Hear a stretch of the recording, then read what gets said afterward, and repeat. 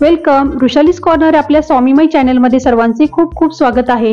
असेच नवनवीन व्हिडिओ बघण्यासाठी नक्की चॅनल सबस्क्राईब करा. श्री स्वामी समर्थ.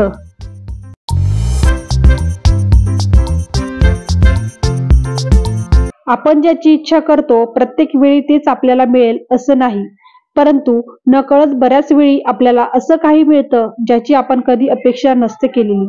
यालाच आपण केलेल्या चांगल्या कामाबद्दल मिळालेला स्वामींचा आशीर्वाद आहे असे म्हणतो. श्री स्वामी समर्थ.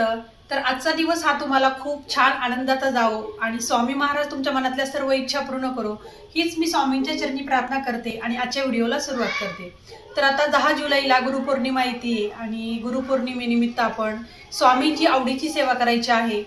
तर गुरुपौर्णिमेला आपण गुरुपद घेत असतो आणि तर गुरुपद घेण्याच्या आधी आपण कुठली कुठली सेवा करावी तर ही तुम्हाला मी थोडक्यात सांगते.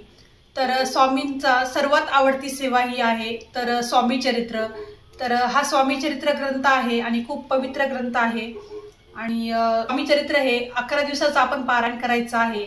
तर ते आपण 30 जून करायचं आहे आणि 10 जुलैला गुरुपौर्णिमा आहे तर त्या दिवशी आपलं 11 दिवसाचं पारायण हे पूर्ण होईल.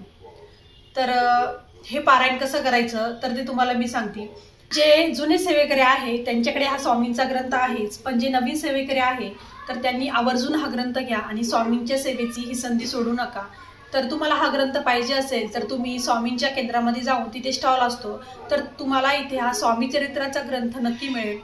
तर स्वामींची 11 दिवसाची सेवा आहे. तर 11 दिवस आपल्याला स्वामी चरित्राचं पारायण करायचं आहे आणि पारायण करण्याच्या आधी आपल्याला सर्वप्रथम संकल्प करायचा आहे. संकल्प केल्याशिवाय कुठलीही गोष्ट ही पूर्ण होत नाही. तर संकल्प करून त्यानंतर आपण हे पारायणाला सुरुवात करायची आहे. तर स्वामी चरित्र हा ग्रंथ 1 ते 21 अध्यायांचा आहे आणि 1 ते 21 अध्याय आपण रोज वाचायचे आहे. 1 ते 21 अध्याय पूर्ण झाल्यानंतर आपलं एक पारायण पूर्ण होतं. असं आपल्याला 11 दिवस करायचं आहे, म्हणजे आपले 11 पारायण हे पूर्ण होतील. स्वामी चरित्र पारायणासोबतच आपल्याला स्वामींच्या 11 माळी जप करायच्या आहेत. तर स्वामींचा श्री स्वामी समर्थ हा षोडक्षारी मंत्र आपण जप करायचा आहे आणि याच्या 11 माळी करायच्या आहेत. आणि त्यासोबत आपण स्वामींचा तारक मंत्र जो आहे तर तो 11 वेळेस म्हणायचा आहे. तर निशंक होई रे म्हणा, निर्भय होई रे म्हणा.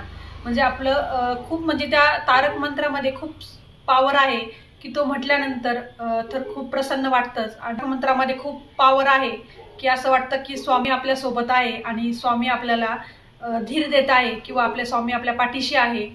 स्वामी महाराज नेहमीच म्हणतात की भिवू नकोस, मी तुझ्या पाठीशी आहे. तर स्वामी आपल्यासोबत नेहमीच आहे आणि नेहमीच राहतील.